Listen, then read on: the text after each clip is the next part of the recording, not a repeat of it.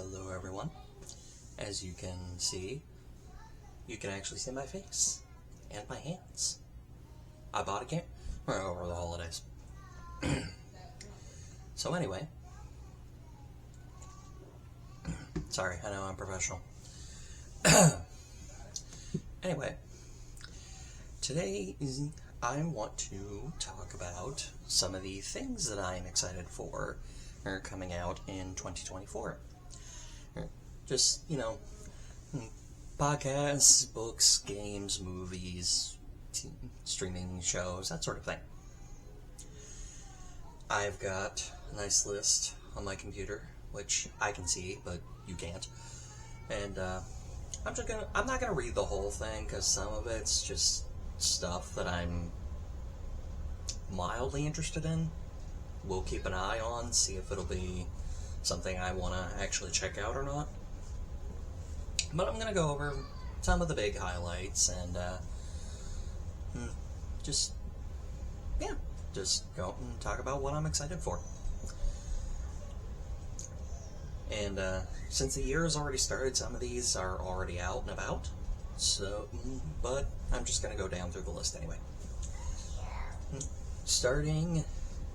It started in January 5th, the 5th season of the D&D Actual Play podcast, Rolling with Difficulty.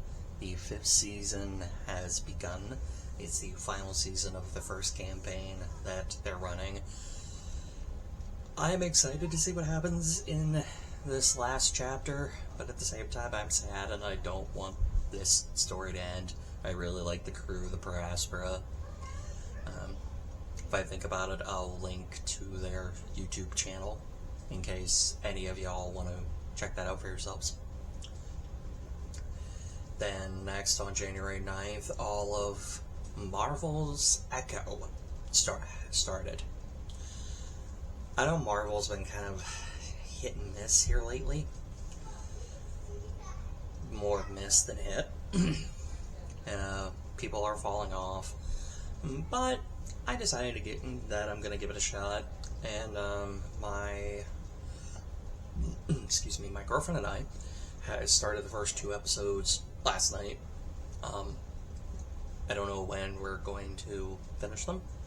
It's only 5 episodes, and none of them top over an hour, and that's with credits. So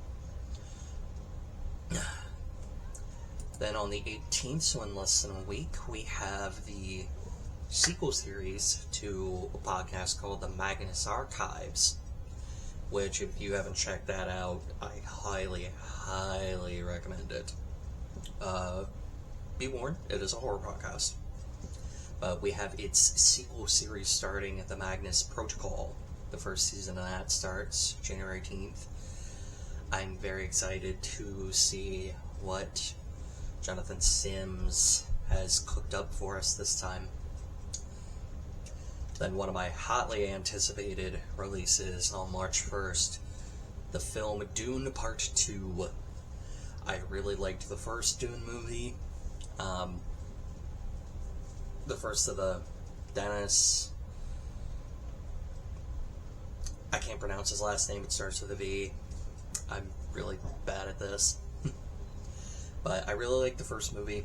I can't wait for the second one. I was very sad when I heard that they pushed it from the end of last year to March of this year. But hopefully it'll be worth the wait. Then finally in gaming, on March 5th, the Outlast Trials comes to console. I really liked Outlast 1. Outlast 2 was painful. It was painful to even watch. I'll be real. But hopefully Outlast Trials is good. I'm going to give it a shot, and we'll see what happens. Then on March 29th, the new Godzilla and Kong movie comes out. Godzilla Kong: The New Empire. I've loved the MonsterVerse films. I've seen every single one of them. Godzilla vs. Kong was just such fun. And I can't wait to see the sequel. Then on April 9th, the first book on our list Star Wars: The Living Force by John Jackson Miller. Now, I know Star Wars is one of those series that's been kind of as well. But I'm still enjoying some of the books, especially the ones that are related to, like, the prequels.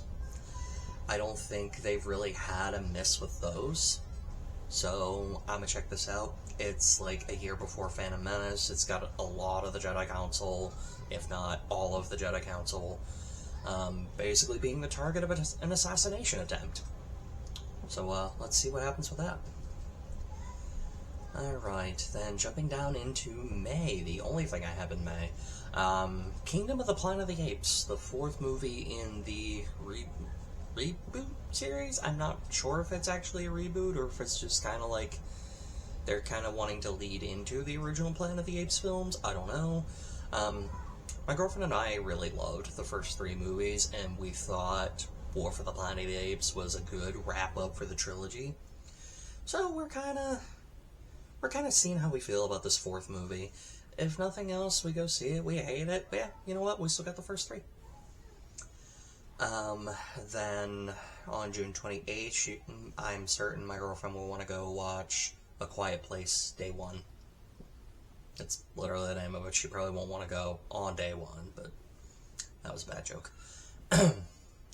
Then, also June 28th, we have Book 7 of the Shattered Gods series by Chris Fox, which may or may not be a video that has gone up on this channel either before or after this one. I don't know yet. But The Price of Godhood, Book 7 of the Shattered Gods, a epic progression fantasy series, which I'll talk more about that in its own video.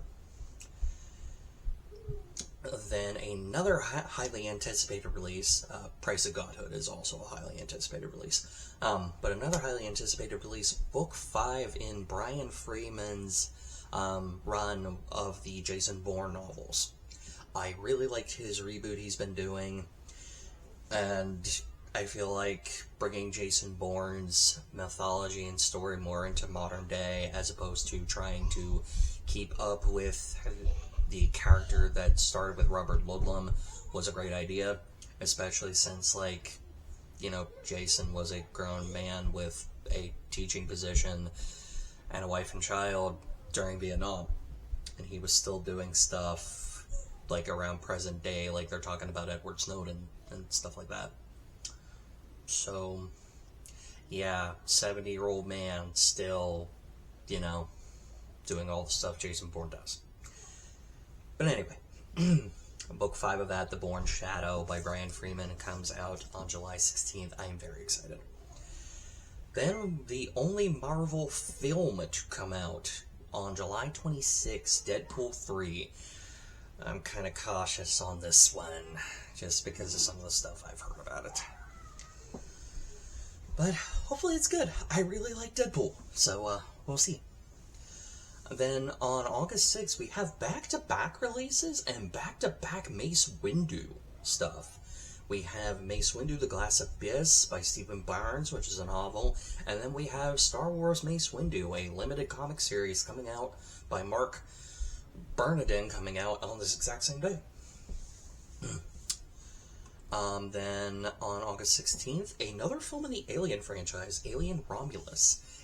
It's kind of like, I've read it's like a standalone movie. It's not going to be connected to any of the other Alien films. Could be interesting to check out. Then on August 20th, we have the next book in the Avatar Chronicles, The Reckoning of Roku by Randy Rebay. I really liked the Yang Chen novels. I finished the first Kyoshi novel fairly recently, and that skyrocketed her to being one of my top 3 avatars, if not my number 1. But I'm looking forward to the Roku book. Then on September 6th, allegedly, is Beetlejuice 2. I'm interested to see what they're going to do with this. We've got Michael Keaton and, what's the lady that played Lydia? She was in Stranger Things. Anyway, we got Michael Keaton and Lydia coming back. And we've also added Jenna Ortega of Wednesday and Scream fame. And maybe Johnny Depp. I don't know whether that's true or not. That is on September 6th, allegedly. One movie I'm gonna kind of keep an eye on is Transformers 1. It's gonna be an animated film that's gonna be like the war on Cybertron, which I've been saying for years is something they need to do, is a war on Cybertron movie. But they got Chris Hemsworth as voicing Orion Pax, so I'm kind of iffy on it. And I think my camera is about to skip to another video, so this is going to be a part 2 to this.